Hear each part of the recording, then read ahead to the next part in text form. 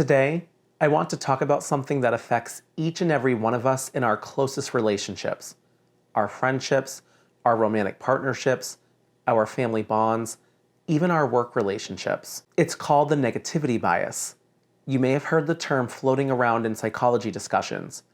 It refers to our natural human tendency to focus more heavily on negative experiences than positive ones. It's as if our minds have a built-in magnifying glass for criticism, conflict, or fear, and we end up overlooking or minimizing the good things that are happening all around us. Why do we have this negativity bias? Well, if you think about the world our ancient ancestors inhabited, it made sense for them to pay extra attention to anything that could be a threat. An approaching predator, poisonous food, or a hostile tribe. That heightened awareness to save lives.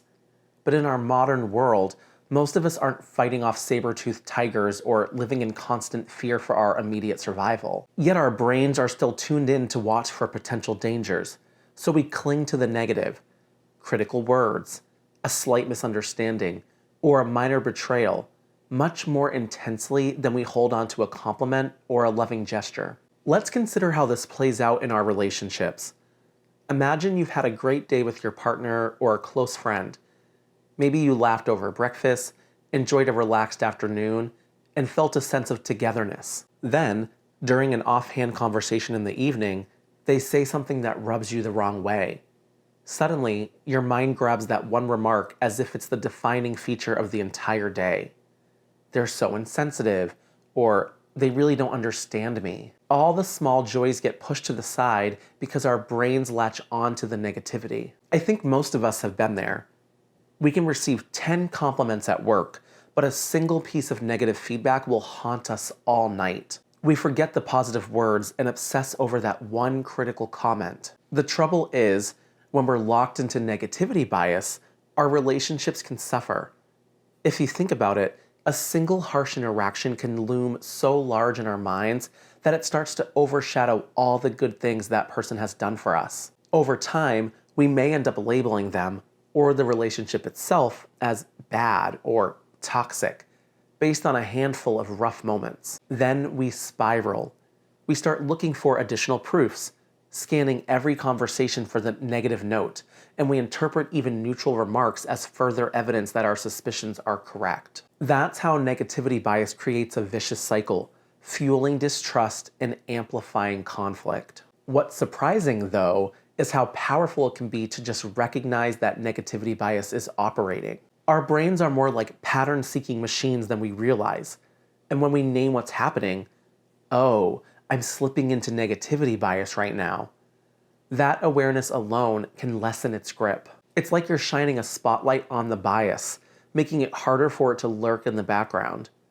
Then you have a choice. You can step back and ask yourself if one critical comment truly outweighs dozens of kind gestures, or if one tough day truly defines your entire relationship. Usually, the moment you pose that question, you'll see that your viewpoint isn't as balanced as you thought. But it's not enough to just identify negativity bias. We also need strategies to counteract it. One simple approach is to practice gratitude. We hear a lot about gratitude journals and lists, but honestly, they're popular for a reason. They work.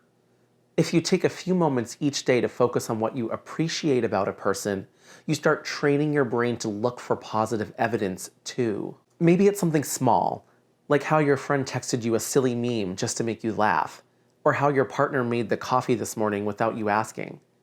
Those seemingly minor gestures can add up to a more accurate, more compassionate view of who they are. Another strategy is what I call pausing to question your assumptions. If your loved one does something that initially strikes you as negative, like they forget to call you back, or they show up late, ask yourself if there might be a perfectly reasonable explanation.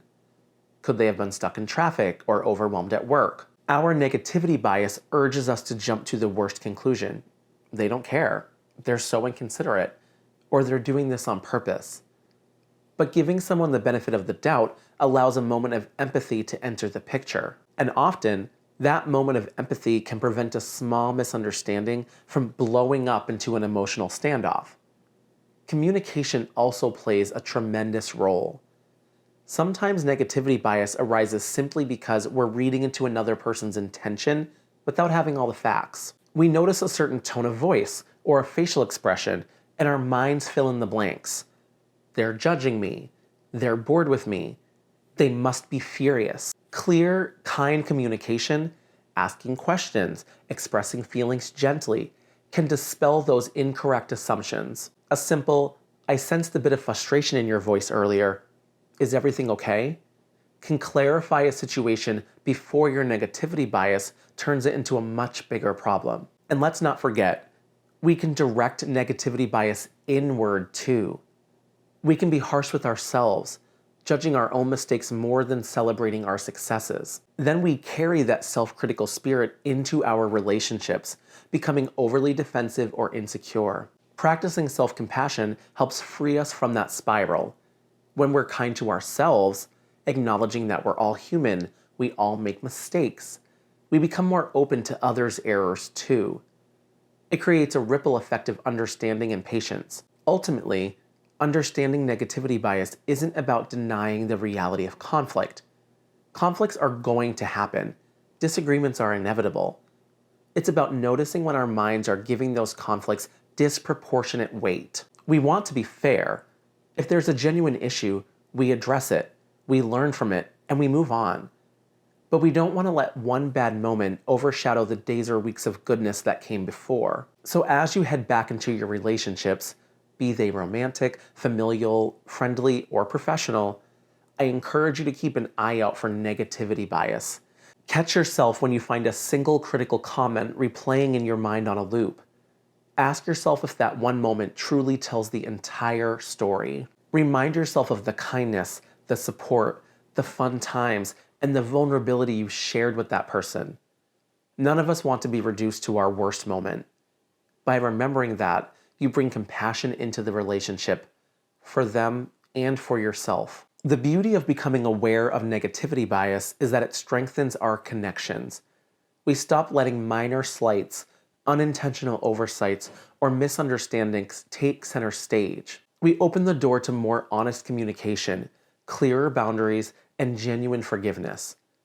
And in doing so, we make space for the positive aspects of the relationship to flourish. The laughter, the empathy, the shared stories, and the sense of security that we all crave. Thank you for listening to me talk about negativity bias. I hope you walk away with a clearer sense of how it may be operating in your own life and some ideas about how to manage it. Relationships thrive when we see each other not through a lens of negativity, but with a willingness to notice the good, to be patient with the bad, and to communicate thoughtfully through it all. We're all doing our best, and with a little mindfulness, we can shift our focus towards what nurtures and heals instead of what hurts. If this video resonated with you, then make sure you subscribe to the channel and watch one of my other videos on the side of the screen. Thank you so much for spending your time with me today, and I'll see you next time. Bye-bye.